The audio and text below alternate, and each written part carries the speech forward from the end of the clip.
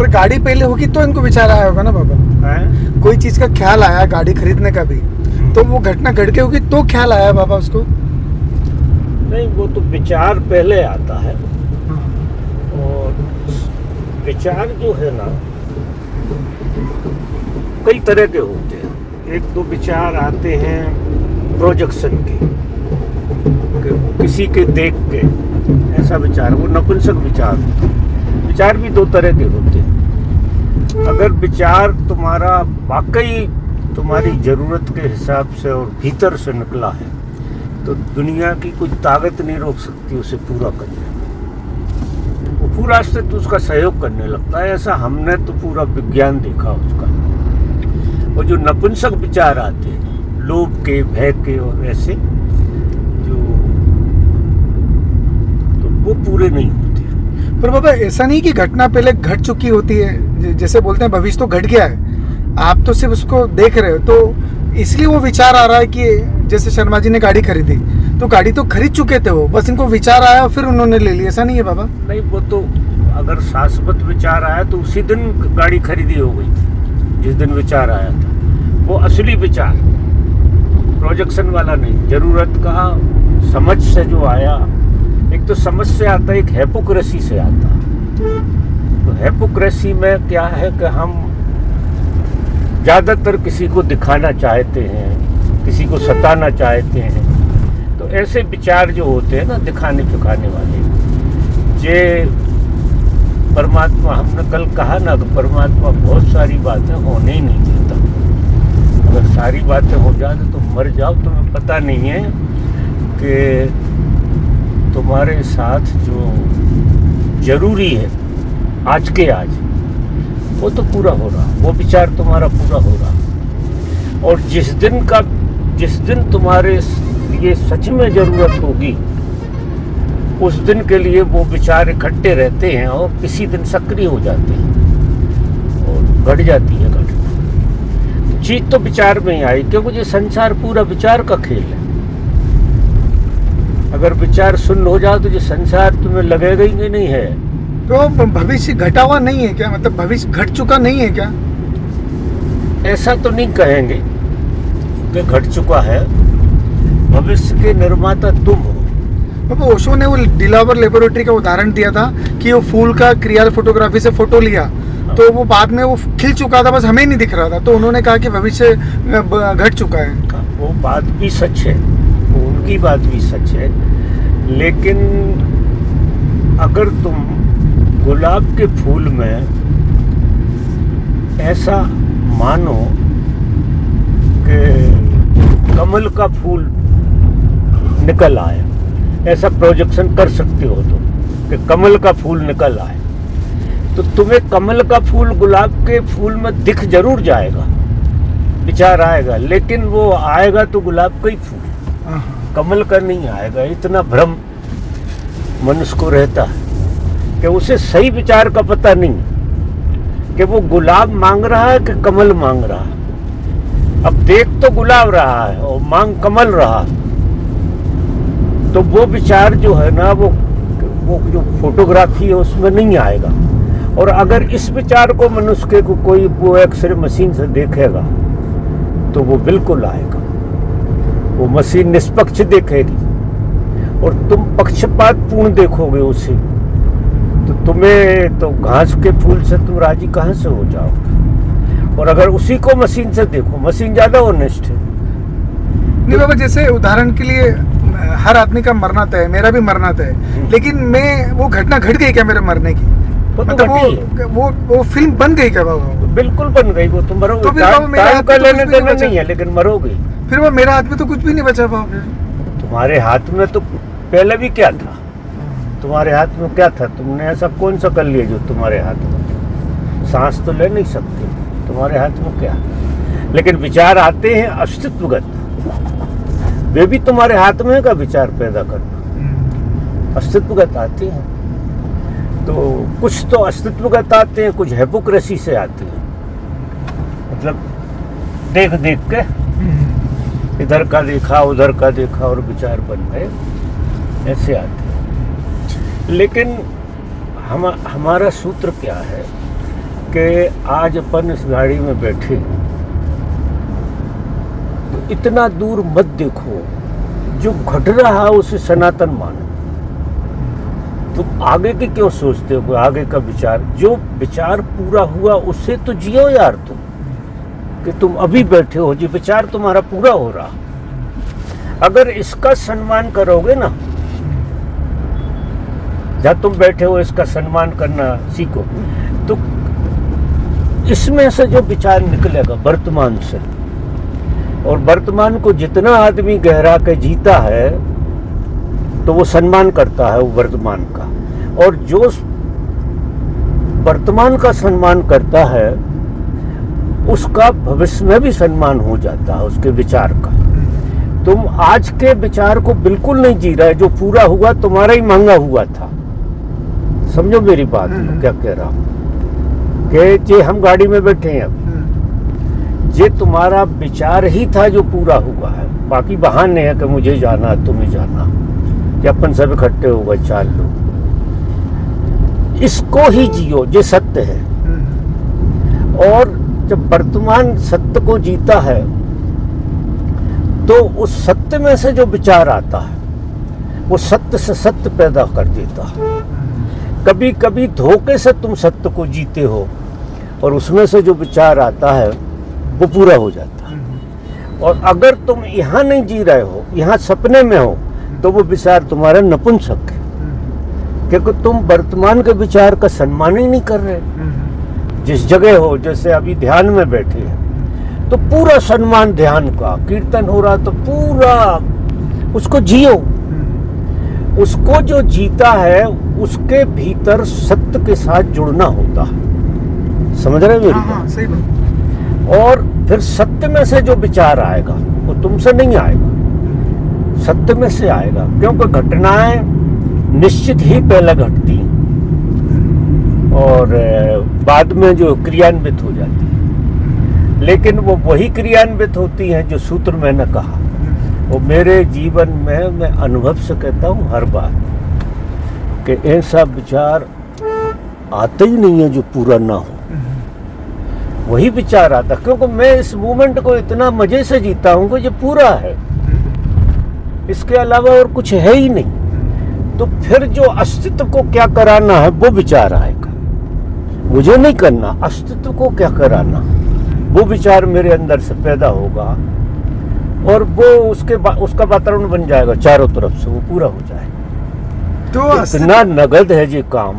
तो अस्तित्व पात्र कैसे समझता है इन चीजों के लिए किसी इंसान? वर्तमान में जीने से जो व्यक्ति सम्मान करता है जीवन का, जिस मूवमेंट में बैठा है वहाँ, उसको अस्तित्व प्रेम करता है। मतलब बगैर शिकायत के जीना, उसको बगैर माने तुम सत्य को जी रहे हो, शिकायत कहाँ से रही इसमें? जो होना चाहिए वो हुआ है तुम्हारे साथ अभी, जो तुम बैठे हो, जो होना चाहिए था, जो नियति थी तुम्हारी, जो जरूरत थी तुम्हारी, जो नियति थी, जो सनातन थी, वो सनातन को जी रहे हैं अपन अभी यहाँ बैठे बैठे, और सनातन में ही बोल रहे हैं। तो जितना ज्यादा जो आदमी इसको जिएगा, क्योंकि संसार और धर्म दो चीजें नहीं, बिल्कुल एक ही चीज है, लेकिन इनमें ट्यूनिंग उनकी ही बनती है जो संसार को समग्रता से जीते हैं, वर्तमान अहोभाव से जीते हैं, कोई शिकायत नहीं, सिर्फ जी रहे हैं आप, क्योंकि आपके हाथ में कुछ भी नहीं है जीने के अलावा, बाकी बकवास है सारी। और जो परमात्मा ने जन्म दिया है वो आज का दिन तुम्हारे हाथ में है, तो इसको इतने मजे से जी लो, इतने मजे से जी लो, और आप आश्चर्य करोगे कि इसमें से सत्य प्रकट होने लगेगा और वो क्रियान्वित भी होगा। अगर इसको नहीं जी रहे तो करो विचार, लाखों विचार करोगे तो ये सब थोड़ी पूरे हो जाए। क्यों पूरे नहीं होते? उसका कारण वही है कि तुम यहाँ जी कर थोड़ी विचार आता है, वो अस्तित्वगत विचार थोड़ी है। यही नहीं जी रहे तो अस्तित्वगत तो तुम हो ही नहीं। यहाँ जी रहे हो, पता नहीं कहाँ की सोच रहे, कहाँ जा रहा है। अब ये गाड़ी चलाने का मजा लो, यही सत्य है। फिर जो हो जाए उससे राजी हो जाओ। ऐसा आदमी कोई मरने से डरेगा? और ऐसे आदमी की कोई मौत नहीं होती। मौत साइकोलॉजिकल है। जो वर्तमान को नहीं जीते वे तो मरे ही हुए हैं, और मरा हुआ तो मरे हुए का ही भजन करेगा, क्योंकि वो वर्तमान को जी नहीं रहा। वर्तमान को जो नहीं जी रहा वो लाश है, लाश जी रही है। सब लाश की तरह तो घूम रहे हैं, देखो आप। भविष्य की चिंता में हैं? भविष्य की चिंता में वो तो लाश की तरह है। जो इस मूवमेंट को नहीं जी रहा वो लाश की तरह जी रहा हो, वो जिंदा है ही नहीं। अब उसका सम्मान कैसे करेगा, उसकी बातें कैसे पूरी करेगा? क्योंकि जो दिया है उसने, उसे तो तुम जी नहीं रहे। जो सांस आ रही है तुम्हारी, उसके प्रति तुम्हें अहोभाव नहीं है, आनंद नहीं है। जो सांस आ रही है, गजब का काम है जिस सांस का आना। जो नहीं आएगी तो क्या कर लूं? समझ रहे मेरी बात? इतना सुंदर विज्ञान है जीवन का। और धर्म जो है ना, जीने की कला का नाम, मांग नहीं, जीने की कला। और जहां जहां तुम, जितनी संभावना तुम्हारी होगी विकसित होने की बाहर के जगत में भी, वो ईश्वर जो है ऐश्वर्यवान बना देता है। आप आश्चर्य करोगे। जो जो संभावना लेकर पैदा हुए होगे वो ऐसे होंगी, तुम्हारे दौड़ने भागने से नहीं, वो अपने आप खुलेंगी। क्योंकि तुम इस मूवमेंट का धन्यवाद दे रहे हो, इस मूवमेंट को अभाव से जी रहे हो। जो सम्मान करता है उसका अस्तित्व सम्मान करता है, जो जीवन का सम्मान। हम दो दो कौड़ी को जीवन का अपमान करते, दो दो कौड़ी के लिए किसी से भी नाराज होते। किसी से नाराज होना इतना बड़ा अपमान है अपना, जिसका कोई हिसाब नहीं। अपना अपमान कैसे? अपने ही अपमान। तुम जीवन का अपमान कर रहे हो, क्रोध होकर जल रहे हो, अपने अपमान तो कर रहे हो। जीवन अहोभाव और आनंद के लिए तुम गाली दे के आग लगा रहे हो अपने भीतर। खुशी होते हो क्या गाली देख के? जलते हो।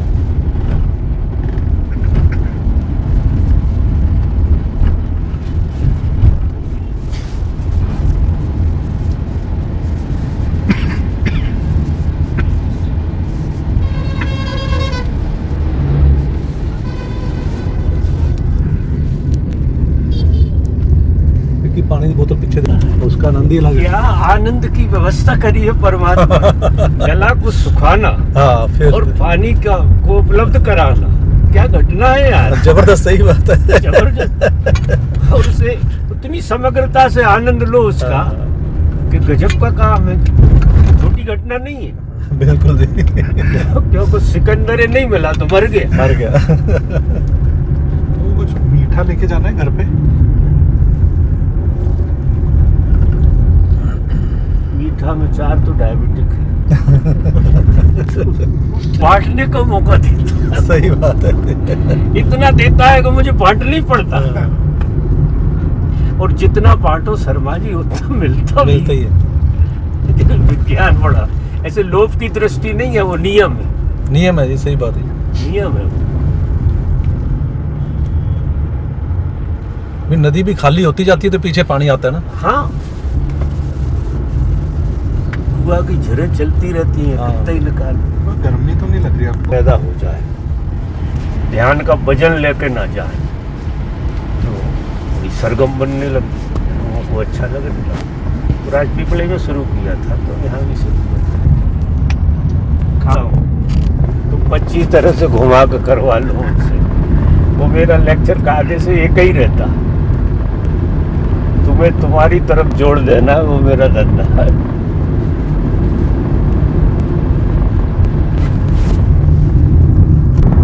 आत्महत्या का विचार जो करते हैं उनकी होती है।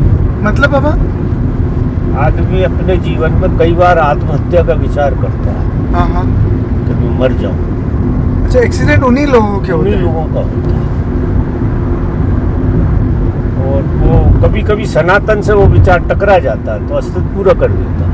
अच्छा, तो ऐसा नहीं मरता कोई। तो सनातन से कोई विचार उस मोमेंट में टकरा गया आत्महत्या करने का, तो वो घट गया। वो घट गया।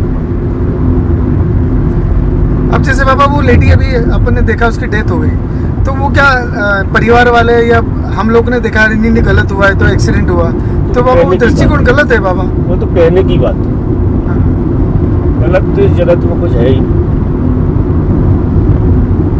उसने ही मांगा और हो गया।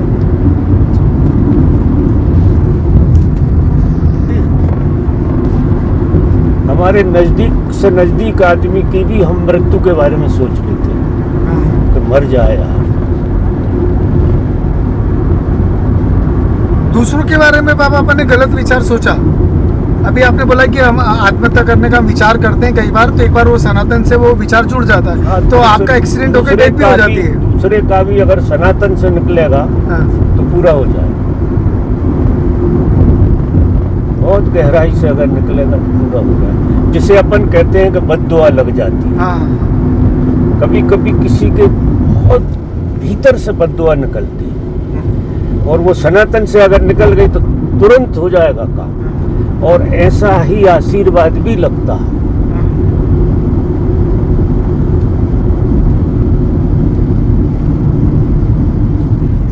हर आशीर्वाद पूरा नहीं होता, लेकिन सच में जरूरत हो सनातन से निकले तो वो पूरा हो जाता और पूरा हो जाता था। वो गांधारी को बोला तेरे 100 बच्चे हो जाएंगे, तो हो गए बाबा उसके? हो गए। और गांधारी ने कह दी कृष्ण से कि तेरा कुल का नाश हो जाएगा, और हो गया। वो इतनी पीड़ित थी कि उसके बहुत गहराई से वो विचार, बाद में वो पछताई भी उस विचार।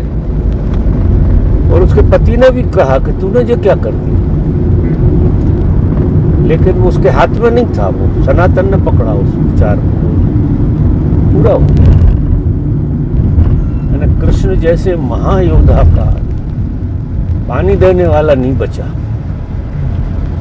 मानो पूरा साफ। और वो होता सभी जो टेरिक, देखने में ऐसा लगा कि वो मर गए, और वो घटना ये थी कि वो सब मुक्त हो गए, क्योंकि कृष्ण की मौजूदगी में कृष्ण को जिनने भी देखा, सुना, जिया, उन्हें सभी मोक्ष में जाना ही था। और ऐसे ही न संकल्प लिया था कुरुक्षेत्र में, जो मरेगा मुक्त होगा। किसने चाहे संकल्प किया कौरव बाबा? मरे चाहे पांडव मरे। किसने संकल्प किया बाबा? कृष्ण ने। अच्छा। कि इस कुरुक्षेत्र में जो भी मरेगा इस युद्ध में वो मोक्षगामी होगा। क्योंकि कृष्ण का युद्ध से लेना देना नहीं था।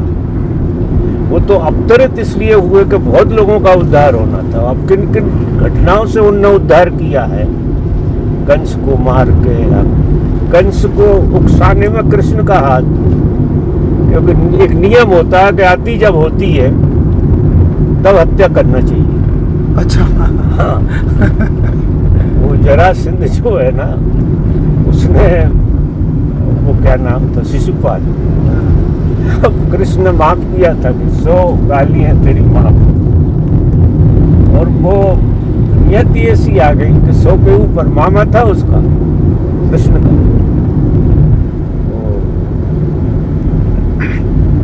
कृष्ण के का जो बुद्धत्व था और ओशो का जो बुद्धत्व थे, दोनों का लेवल बाबा सेम था? नहीं, अलग। कृष्ण जो है ना, एक अलग चेतना है जिसका कभी जन्म नहीं हुआ पीछे। अच्छा। अतीत में कोई जन्म नहीं है उनका, और यहाँ भी जन्म नहीं है, वो तो प्रकट हुए। हाँ।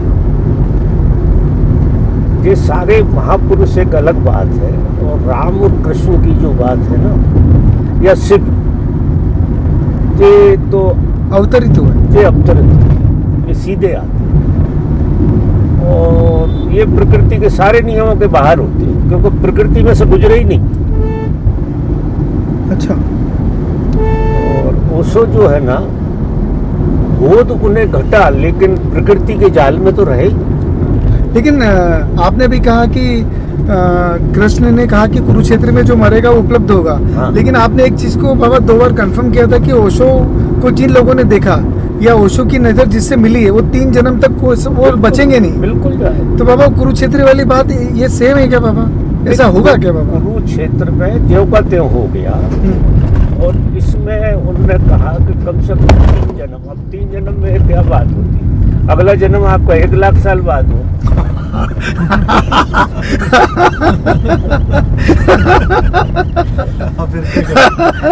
क्या करो? वहाँ जन्म का काम नहीं था। अगली मरेगा और जाएगा। अगली पृथ्वी पर बाबा, अगली पृथ्वी पर कभी कुछ होगा तो होगा। तो कृष्ण जहाँ लड़ रहे होंगे वहाँ जन्म होगा।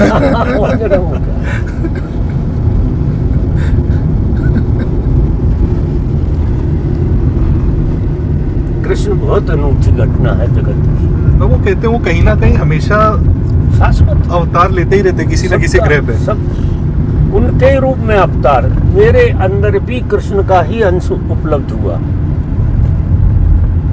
वो ऐसी चीज तो सनातन होती है, बहुत रूपों में काम करती है। ओशो के अंदर भी उनका रूप काम किया, लेकिन अंशों में वो पूर्ण थी। ये जितने महापुरुष होते हैं ये अंशों में। मतलब बाबा कृष्ण पूर्ण है, उनके सामने ओशो भी अंश ही है। अंश यानी कृष्ण इतनी बड़ी घटना है बाबा। बहुत बड़ी। हाँ।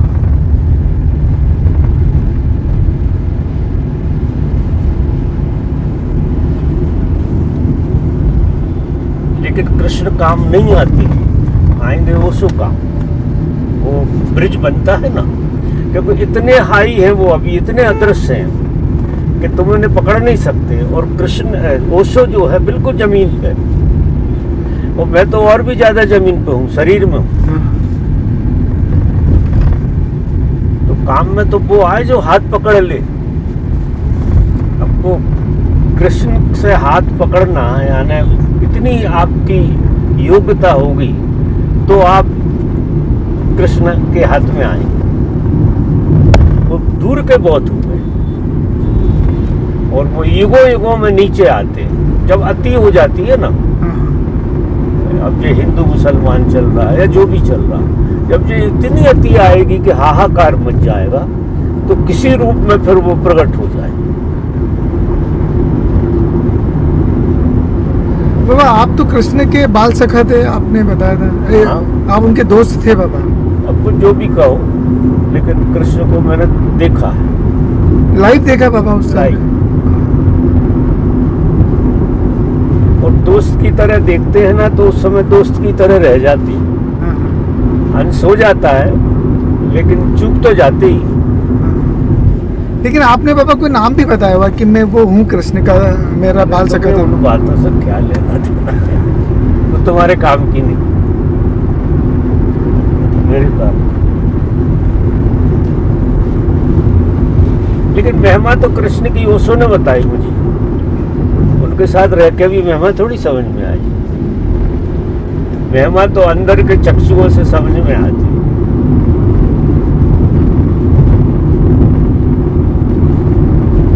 उपलब्ध होने के बाद बाबा, हाँ, मतलब उपलब्ध होने के बाद ही हम समझ सकते हैं कि ओशो क्या थे और कृष्ण क्या थे और बुद्ध क्या थे। उसके पहले हम उसके उनको पहले तुम्हारी सब व्याख्याएं गलत है ना। कृष्ण, क्योंकि जो आदमी खुद को नहीं समझा वो कृष्ण को कैसे समझेगा? ये अंदाज तो लगाओ। कृष्ण तो छोड़ो, सारी जिंदगी बीवी को नहीं समझ सकता। कृष्ण तो बहुत दूर की बात। वो तो कृष्ण से भी मुश्किल है। समझना।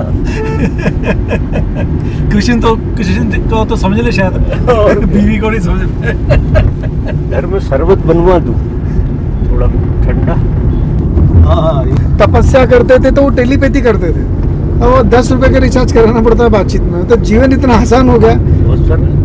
और राजा अकबर के पास भी कार नहीं थी, शर्मा जी लेके घूम रहे हैं। मतलब राजा अकबर भी इनके सामने गरीब है बाबा। वो अरे राजा महाराजा कहीं नहीं लगते जितना अभी झुग्गी झोपड़ी वाला जी रहा है। हाँ। उसके पास भी फोन है। और राम भगवान बाबा पुष्पक विमान में घूम रहे थे। अभी हम जब चाहे बैठ जाते हैं एयरपोर्ट जाके बाबा। इतना मस्त जीवन हो गया बाबा। वो भी उनका अपना कहा था, रावण से जीना। हाँ। लेकिन क्या है कि जब आदमी अभाव में था तो गरिमापूर्ण बहुत था, क्योंकि सारे पूर्तियां उसके भीतर से होती थी। मतलब वो टेलीपैथी थी उसके पास। हाँ। और अच्छा, आंतरिक शक्तियों से उसका काम चलता था। और उड़ने की क्षमता थी पहले तो। हाँ। आदमी उड़ के जा सकता था। हाँ। आदमी एक जगह से दूसरी जगह अदृश्य होकर और दृश्य हो जाता था। ये जितना भी साइंस का जो जन्म हुआ है आया वहीं से। ये अब एडवांस हो गया है। लेकिन सनातन में अगर कोई चीज नहीं है तो वो चीज अस्तित्व में कभी आएगी ही नहीं। ऐसा मत मानो कि ये नया है कि हवाई जहाज उड़ रहा। पहले आदमी उड़ जाता था, अभी तो हवाई जहाज उड़ रहा। अब ये बहुत लाखों करोड़ों साल पुरानी बात कर रहा हूँ। तो पहले लोग आंतरिक शक्तियों को जागृत कर लेते थे, उसको जीते थे, तो जागृत जीवन था इसलिए बाबा। कर लेते थे कि यहाँ सुविधा ही नहीं थी। हाँ, लोग बाग सूर्य एनर्जी से अपनी भूख मिटा लेते थे। उन्हें वो टेक्निक आती थी कि अब अपन जो खाना खाते वो है तो सब सूर्य का ही खेल। हाँ, फल खाओ, फ्रूट खाओ, गेहूं खाओ, चावल खाओ, कुछ भी खाओ, ये सारी चीजें सूर्य ही सघन होकर आप सूर्य को ही खा रहे हैं। और पहले उन्हें ऐसी तरकीब थी कि सूर्य को पचा लेते थे और जिंदे रहते थे और हजारों साल जिंदे रहते थे। तो ऐसा नहीं है कि आज जीवन सरल है, आज जीवन वैसे सरल लेकिन उथला बहुत है। इसलिए कोई आज इतनी उपलब्धियां होने के बाद भी संतुष्ट नहीं है। पहले सब अपनी अपनी सिद्धियों के हिसाब से बड़े संतुष्ट थे, बड़े मजे में थे। तो ये तो देखो ऐसा चलते ही रहता है और ये भी बदल जाएगा, ये सब राख हो जाएगा। अच्छा, हाँ, और हम फिर दोबारा से वहीं पहुंच जाएंगे। जीवन तो परिवर्तनशील है, मरता तो है ही नहीं। और इसके नए नए डेवलपमेंट होते रहते। पृथ्वियाँ भी अनंत है। अगर जीवन खत्म नहीं होता, ये पृथ्वी पे कोई अणु बम फेंक दे, पूरी पृथ्वी खत्म हो जाए, ये जीवन उठ के दूसरे प्लेनेट पर खड़ा हो जाए। बाबा बोलते हैं अभी अपनी पृथ्वी पे बाबा हर 25 करोड़ साल बाद, पहले डायनासोर थे, बोले 25 करोड़ में ये भी सब साफ हो जाएगा, दूसरा कोई आएगा, तीसरा कोई आएगा। ये तो चलता रहता, परिवर्तन से रूप बदलते रहते हैं। पृथ्वी आकाश की तरह हो जाएगी, आकाश पृथ्वी की तरह हो जाए। जहाँ समुद्र भरे हैं वहाँ खेत हो जाएंगे, पहाड़ हो जाएंगे। जहाँ पहाड़ है वो समुद्र भर जाए। ऐसा अभी तो साइंटिस्टों ने ढूंढ भी लिया कि हिमालय समुद्र में डूबा था कभी।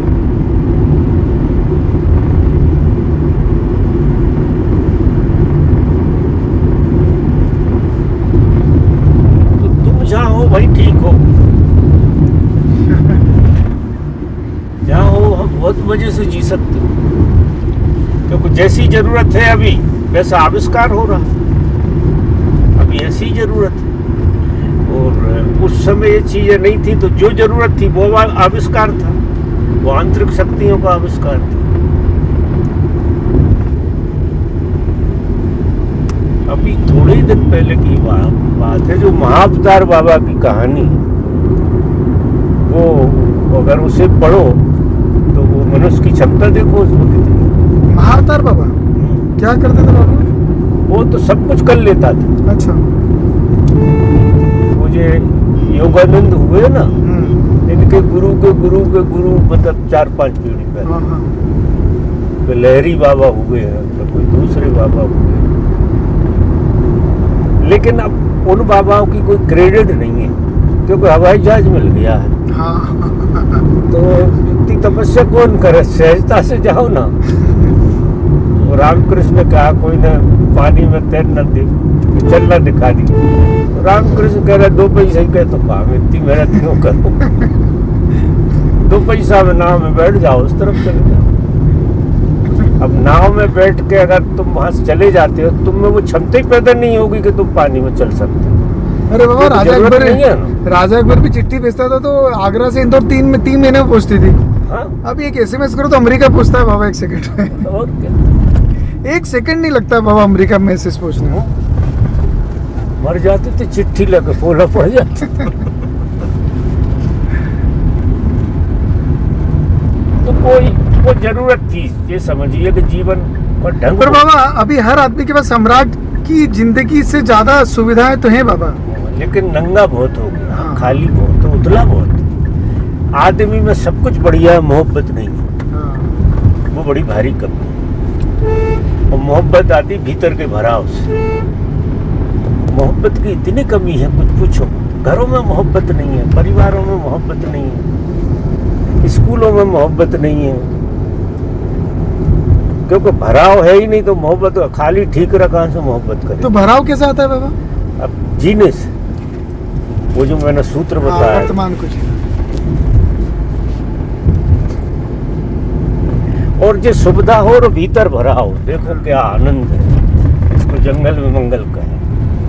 भीतर भरा हो, आपको किसी चीज की जरूरत ना हो और सब साम्राज्य हो आपके आजू बाजू। तो जो जीने का अंदाज है उसमें आपको डर किस बात का रहेगा?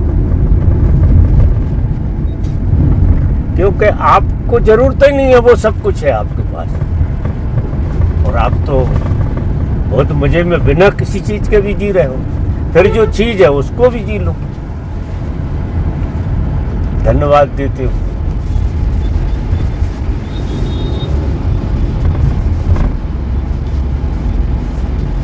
इसलिए वर्तमान को ही ज्यादा मूल्यवान मानो, ऐसे समझो।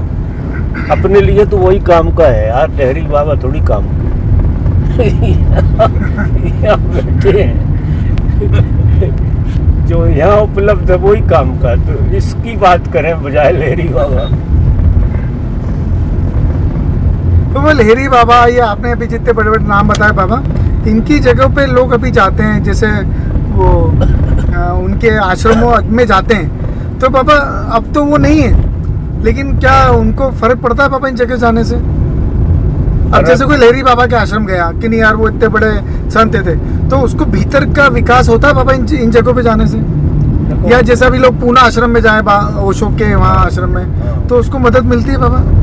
देखो, मदद मिलती है आपके कारण, आपकी श्रद्धा के कारण। अच्छा। पूना में तो दुष्टता भी चल रही है, या लहरी बाबा के यहाँ भी दुष्टता, उनका ही गला रेतता है। अभी मिल जाए लोग, लहरी बाबा मिल जाए तो लोग उनसे ही छुड़ा लाए, तो अब उन्हें थोड़ी पता लगेगा कि लहरी बाबा क्या चीज है। इसमें हमारे ऊपर, हम पे बहुत निर्भर करता है। अच्छा, हमारी श्रद्धा कितनी, और हम हमारी जितनी गहरी श्रद्धा होगी तो हनुमान जी में से भी मिल जाएगा तुम्हें। अच्छा। पत्थर की मूर्ति से भी मिल जाएगा, गुरुद्वारे में जाने से मिल जाएगा। श्रद्धा की बात है, गुरुद्वारे में क्या धरा, अपन कितने भरोसे श्रद्धा से वहाँ जा रहे हैं, मतलब बस वही खास बात है।